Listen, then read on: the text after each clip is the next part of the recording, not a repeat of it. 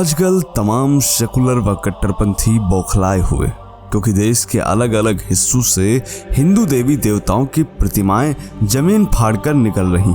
हम सभी यह जानते हैं कि 2500 वर्ष पहले तक संपूर्ण धरती पर केवल सनातन धर्म ही था और इसीलिए हर एक जगह से हिंदू देवी देवताओं की प्रतिमाएं, मंदिरों के निशान प्राप्त हो रहे हैं। यही नहीं, पुरातत्वविदों ने अब तक जितनी भी प्राचीन सभ्यताएं खोजी हैं वह सभी हिंदू सभ्यताएं ही प्राप्त हुई हैं, परंतु कट्टरपंथी यह मानने को तैयार नहीं है। वह अक्सर कहते हुए पाए जाते हैं कि हमारा मजहब सृष्टि के शुरुआत से है। वो अलग बात है कि इनका एक भी दावा सच्चा नहीं है। ना ही धरती चपटी है और ना ही धरती स्थिर है, यह विज्ञान ने भी साबित कर दिया है। रही बात इनकी प्राचीनता की, तो आज तक विश्व में कहीं भी मस्जिद या कोई इस्लामिक निशान भी खुदाई में प्राप्त नहीं हुए, परंतु सत्य तो सत्य है, कोई स्वीकार करे या ना करे। एक बार फिर एक इस्लामिक देश में भगवान विष्णु की मूर्ति प्राप्त हुई। आखिर कैसी है यह मूर्ति, क्या है इस मूर्ति का रहस्य, कट्टरपंथी इस मूर्ति को लेकर क्यों हैरान है, यह सब जानेंगे आज के वीडियो में। नमस्कार, स्वागत है आप सभी का द साइंटिफिक हिंदू पर और मैं हूं आपके साथ आपका दोस्त धीरेन्द्र। भारत में आजकल मथुरा से लेकर काशी, कुतुब मीनार से लेकर जामा मस्जिद आदि विभिन्न जगहों पर मंदिर मस्जिद का विवाद जोरों पर है। इसी बीच काशी में ज्ञानवापी परिसर से शिवलिंग मिलने से हड़कंप मच गया।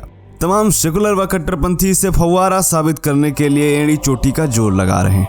उधर एक मुस्लिम देश में विष्णु भगवान की प्रतिमा मिल जाने से जले पर नमक छिड़कने जैसा हो गया। दरअसल हुआ यह कि बांग्लादेश में रहने वाले यूसुफ नाम के एक अध्यापक को 1.5 महीने पहले तालाब की खुदाई के दौरान भगवान विष्णु की एक प्रतिमा प्राप्त हुई और उसने इसकी जानकारी प्रशासन को नहीं दी, चुपचाप अपने घर में ही रख लिया। आखिर एक मुसलमान अध्यापक ने भगवान विष्णु की प्रतिमा को चुपचाप अपने घर में क्यों रखा, इसका रहस्य अभी भी बरकरार है। उसके पड़ोस में रहने वालों ने जब भगवान विष्णु की प्रतिमा को देखा तो उन्हें यह बर्दाश्त नहीं हुआ, वह चिढ़ गए। आखिर एक मुसलमान के घर में हिंदू देवता की मूर्ति कैसे रह सकती है, और उन्होंने तत्काल पुलिस प्रशासन को सूचना दे दी। हालांकि अध्यापक यूसुफ का कहना है कि 1.5 महीने पहले तालाब की खुदाई के दौरान उसे यह मूर्ति मिली थी, परंतु तमाम कामों की व्यस्तता के चलते उसे समय नहीं मिल पाया कि वह प्रशासन को इसकी सूचना दे सके और इसीलिए उसने प्रशासन को इसकी सूचना नहीं दी।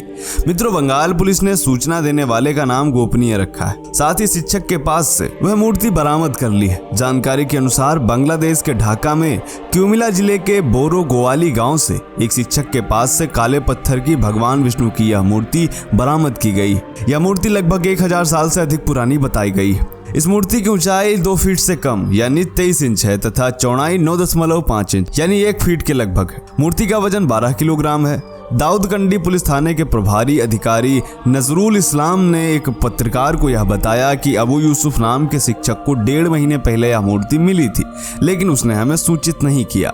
गुप्त सूचना के आधार पर हमने सोमवार रात को उसके घर पर दबिश देकर यह मूर्ति बरामद की है। हालांकि यूसुफ को गिरफ्तार नहीं किया गया है, क्योंकि उसने कहा कि 20-22 दिन पहले एक तालाब से मिट्टी खोदते समय इस मूर्ति को उसने देखा था। हम पुलिस को सूचित नहीं कर सके क्योंकि हम काम में व्यस्त थे। चट्टोग्राम संभागीय पुरातत्व विभाग के पूर्व क्षेत्रीय निदेशक अताउर रहमान ने कहा कि भगवान विष्णु की यह मूर्ति बहुत मूल्यवान है। यह संभवतः 1000 साल से अधिक पुरानी है।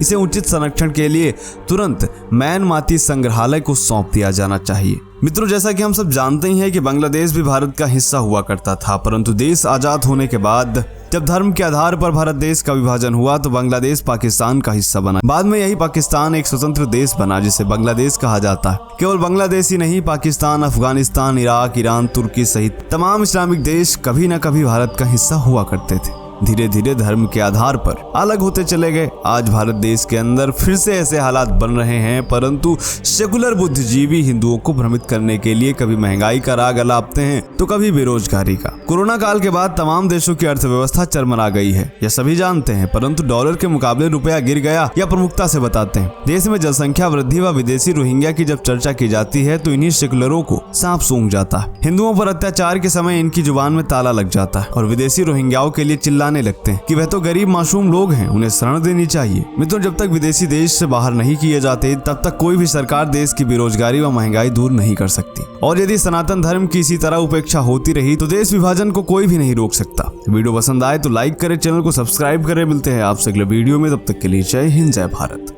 वंदे मातरम।